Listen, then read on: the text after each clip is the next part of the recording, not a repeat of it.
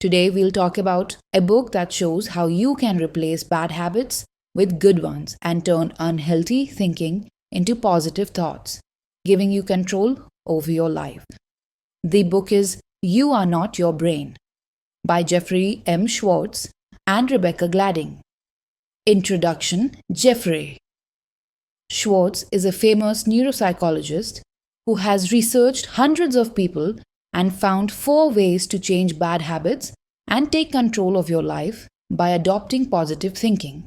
Your brain is your best friend, says Schwartz. To make this book easier to understand, we'll break it down into 10 key parts.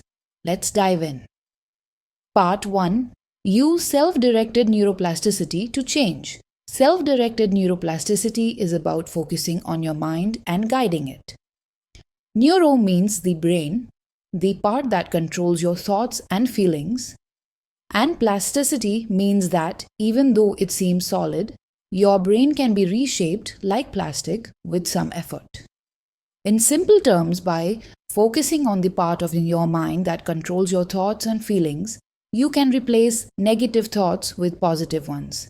Doing this consistently for 21 to 90 days can help you change bad habits into good ones. Part 2. Hebb's Law and Quantum Zeno Effect. To make the most of neuroplasticity, you can apply 2 concepts: Hebb's Law and the Quantum Zeno Effect. First is Hebb's Law. It says that the more you use a part of your brain, the stronger it gets. The more you repeat a thought or action, the more it becomes a habit. For example, imagine you start a new job where you have to catch the 8 a.m. bus. The first week goes well, but the second week, you miss it by 10 minutes and feel stressed and embarrassed. After a couple of days of missing the bus, you might start smoking to cope with the stress. Smoking releases a hormone that makes you feel better. Over time, missing the bus becomes an opportunity to smoke, and that becomes your habit. This bad habit can start affecting your personal and professional life. But here's the thing, you can change this by focusing on good habits and finding happiness in things like arriving on time. You can break free from bad habits like smoking. The lesson here is to adopt habits that make you happy and improve your life. Next is the Quantum Zeno Effect. It says that with enough practice, even bad habits can be changed. If you want to think positively, just keep practicing positive thoughts. If you want to be successful, always think about how to succeed and what your life will look like when you do. Do this for 21 days and it'll become your new habit. Part 3. Follow these 4 steps to give up bad habits. This part of the book is really important because it shows you how to get rid of bad habits and replace them with good ones. Let's break it down into 4 simple steps. Step 1. Be aware of your thoughts. Pay attention to the ones that lead you to negativity and also notice the ones that make you feel good. You can get really good at this by practicing meditation for just 5 minutes each morning. Step 2. Label your thoughts. Basically, divide your thoughts into 2 categories: the ones that help you and the ones that don't. This simple step helps you recognize which thoughts you should keep and which you should let go of. Step 3. Focus on positive activities. Whatever we pay attention to grows, whether it's good or bad. So to get rid of negative thoughts and bring in more positive ones, do things that make you feel good, like reading books, listening to inspiring people on YouTube, or spending time with people who lift you up. These activities can help boost positivity in your life. Step 4. Take action with confidence. Believe in yourself. Keep practicing good habits. Think positive thoughts and take the right actions. Over time, your bad habits will turn into good ones. Part 4. You don't define yourself. With your mind, you define yourself. Sometimes our minds start wandering and we think things we don't want to. Thoughts pop up that pull us away from what we really want to do. And even though this happens to everyone, it can feel tough to get those thoughts back under control. But the good news is you can learn to manage your mind and stop negativity before it takes over. The author shares a story of a young actor who was struggling after a bad audition. He was initially doing well, but when a judge didn't like his performance, he got discouraged. He started thinking that he just wasn't good at acting, and that negative thought began to spiral, affecting his career. The actor met with Jeffrey Schwartz, who told him that the problem was in his thinking. He had two thoughts running in his mind, one saying, I can improve and become a better actor, and the other saying, I'm not good enough. The negative thought grew stronger because he kept focusing on it.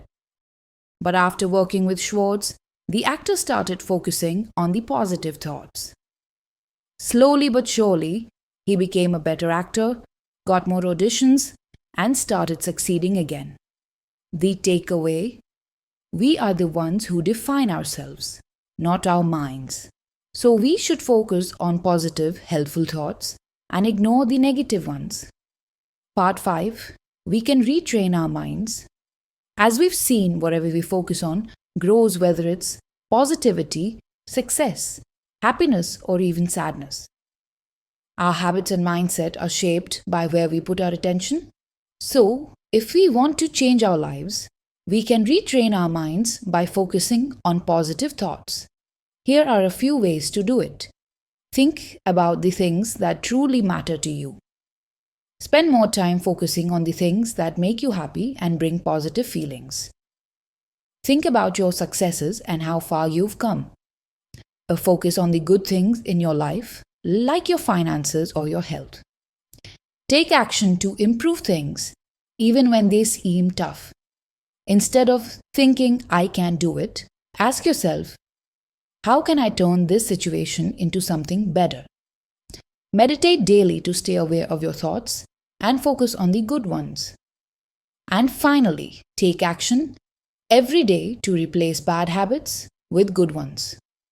Part 6. Reframing.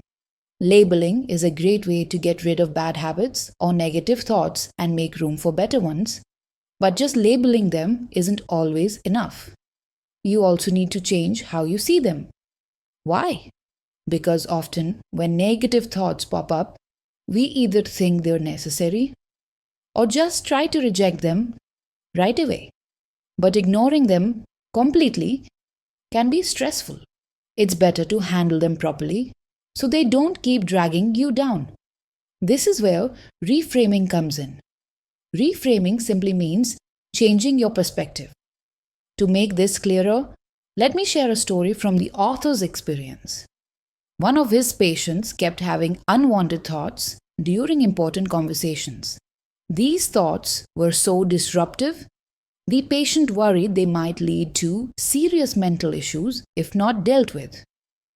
Following the author's advice, the patient started labeling these negative thoughts as foreign invaders.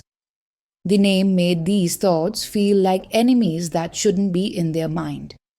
And over time, labeling these thoughts helped the patient reduce their power. The next step was even more powerful. The patient realized that while these thoughts might pop up, they didn't define who they were. They weren't their thoughts, they were just passing through their mind. By focusing only on thoughts that helped them feel happy and successful, the patient was able to see that these negative thoughts didn't really have any substance. The takeaway from this part is simple. Instead of rejecting negative thoughts out of fear, take a moment to calmly think about them. When you deal with them thoughtfully, they'll slowly disappear and positive thoughts will take their place. Part 7. Refocus.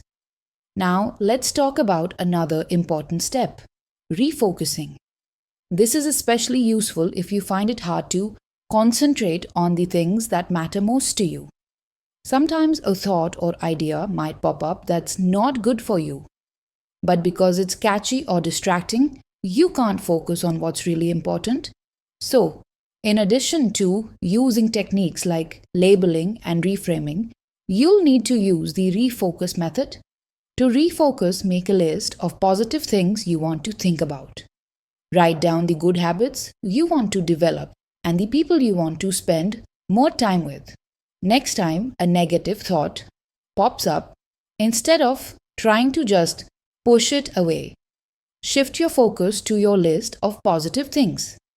You can also talk to a friend who encourages you to stay positive or focus on the results you want to achieve.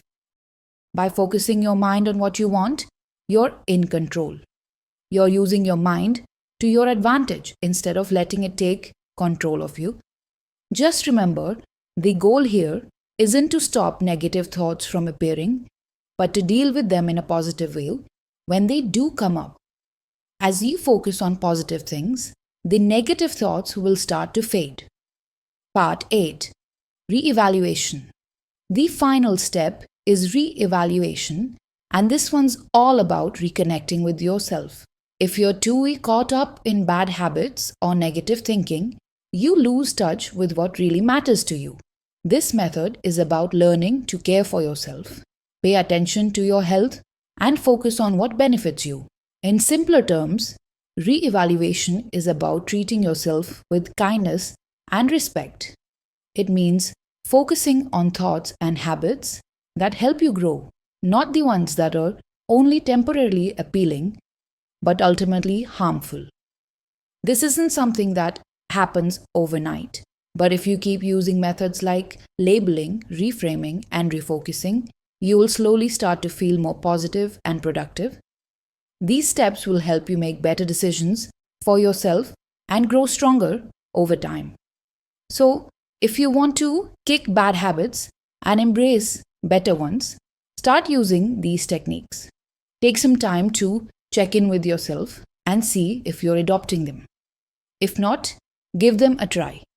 You'll find that with a little effort, you can control your thoughts and build a healthier, happier mindset. Part 9. Use organic methods to change habits. Ever wondered why people smoke even though they know it's bad for them? The answer's nicotine. Or why do we eat more ice cream even when we know it'll make us gain weight? It's because of our craving for sweets. We do these things to cope with stress and challenges in our daily lives, looking for a temporary escape. But here's the problem. Doing this repeatedly can make us so used to it that we start to feel stressed without it. Some people even turn to dangerous things like drugs to deal with stress, thinking it gives them relief. But this kind of temporary fix can cause long-term harm. The key is to handle life's challenges in a healthier, more positive way. Schwartz, the author of the book we are talking about, encourages us to deal with stress by shifting our mindset, thinking positively, finding organic ways to tackle problems, and avoiding harmful habits like smoking or drug use. You'll feel better in the long run by learning positive ways to deal with stress rather than relying on temporary fixes. Part 10. 3 key lessons from You Are Not Your Brain. First lesson, adopt what's beneficial for you. Ever see something on social media that catches your attention, like an ad or a funny video? It's designed to make you feel good because it triggers those happy hormones in your brain. But as Schwartz points out, just because something feels good doesn't mean it's good for you. So, when something grabs your attention, ask yourself, is this really beneficial for my health, happiness, success, or well-being? If it is, great. If not, focus on the positive and move on. Second lesson, control your thoughts in 4 steps. There are 4 steps to help you control your thoughts. 1. Be aware of your thoughts. Meditation can really help with this. 2. Label your thoughts. Recognize which ones are helpful and which aren't. 3. Focus on positive activities that help you grow. 4. Take action with confidence and clarity. Third lesson, make a notebook of good habits and write them down. Write down the good habits you want to develop, the positive thoughts you want to think, the people you want to surround yourself with, and the kind of life you want to live. Keep taking steps towards these goals with a solid plan, and keep checking in to stay on track. Conclusion. So, friends, that's how you can leave bad habits behind and adopt good ones. I hope you've learned some helpful methods that will bring positivity, happiness, and success into your life. You are not your brain book review. You are not your brain challengers. The idea that we're controlled by our thoughts. Authors Jeffrey Schwartz and Rebecca Gladding share insights from neuroscience and mindfulness, helping us recognize and break free from destructive thought patterns. This book empowers readers to reshape their thinking, promoting self-awareness and emotional control. Through practical exercises and real-life examples, it gives us a fresh perspective on how to take charge of our minds, leading to personal growth and well-being. Our journey with this video ends here. If you want to purchase this book, the purchase link as is available in the description. Don't forget to like and subscribe to our YouTube channel, MiniBook, and follow us on Facebook as well, because we will keep creating similar videos for you regularly. See you in the next video. Until then, stay happy and keep smiling.